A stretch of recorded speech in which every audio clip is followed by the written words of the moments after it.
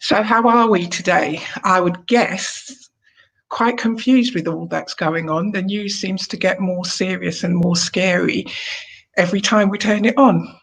And one solution is not to watch the news, but that doesn't make much sense at the moment. It's the only way to really get a grip on what's happening worldwide.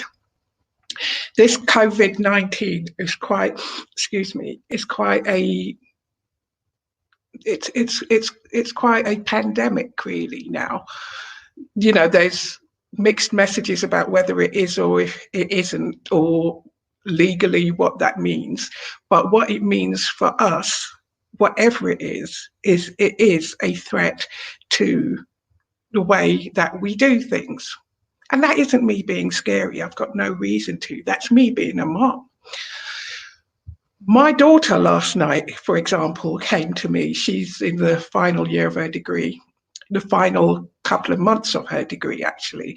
And she was worried because she's got a deadline next Friday. So 7 working days. But most of her tutors are off ill. And she doesn't know what to do. And no directions have been given as to how the assessments will change. Nothing. So she was very worried. She was quite tearful. And I reassured her, because we will find a way through. We have to find a way through, as do all parents, as do all non-parents. We all have to find a way through this situation. It isn't made any easier because it does put pressure on the NHS. It does put pressure on different firms. It puts pressure on everybody to even just stay well. You know, so when we are thinking about staying well, it's hard to put our minds to thinking about what happens in the future. We're trying to stay well now. But can we just say, that's the future, I'll think about it when it comes?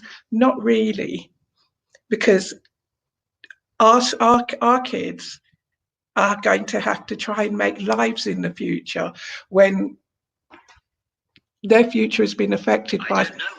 Oh, sorry, Siri.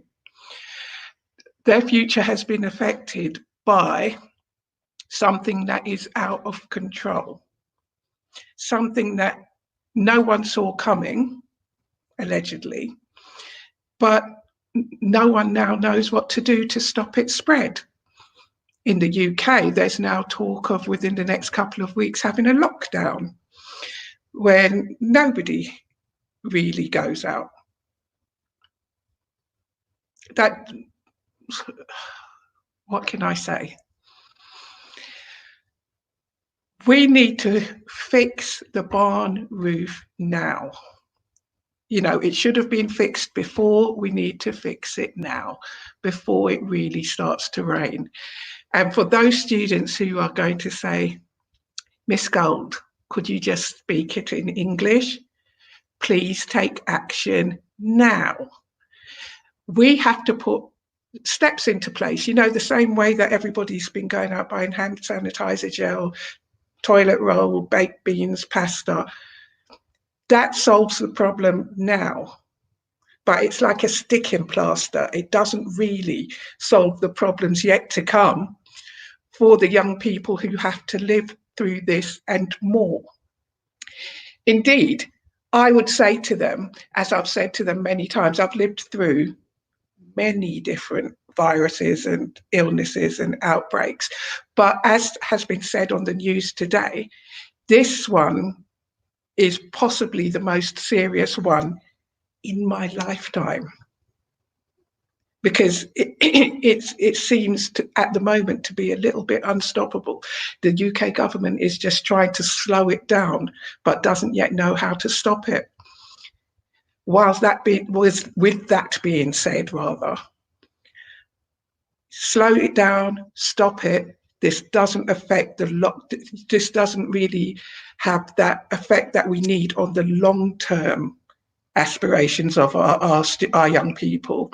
It doesn't solve the problems that they might find through worrying about this and not focusing where they need to focus. Today's call to action has to be conversations need to be had. Contingency plans need to be made. It's disturbing, okay, how many plans have not been made. And this point was made quite eloquently by my good friend, Julie Hodges Armstrong, yesterday, as to how many schools and educational institutions have not made contingency plans for a situation like this. Now, I don't want to hear anyone saying, oh, this is just scaremongering. It clearly isn't now. It clearly is a serious situation, and it clearly has to be planned for. My youngster, my boy is 8. He will be fine if his school closes because he's got his mommy teacher. My daughter, I can help her as much as I can help her. But teaching has to be more than just going through worksheets, just reading, it has to, we need to be able to provide an education, whatever that may look like. I hope I'm getting through to a few people here, because you know what I mean. It is one of those deep sighs and what happens next, and time to have a conversation. I'm happy to talk through solutions with anybody who wants to, really. You can contact me on jgeducate.com, but I'm here to just help you through it in the way that I would hope that people would help me through it if I was in that situation. I hope I've been of some help today, and I will see you again soon. In the meantime, try and have a good day and get those plans done.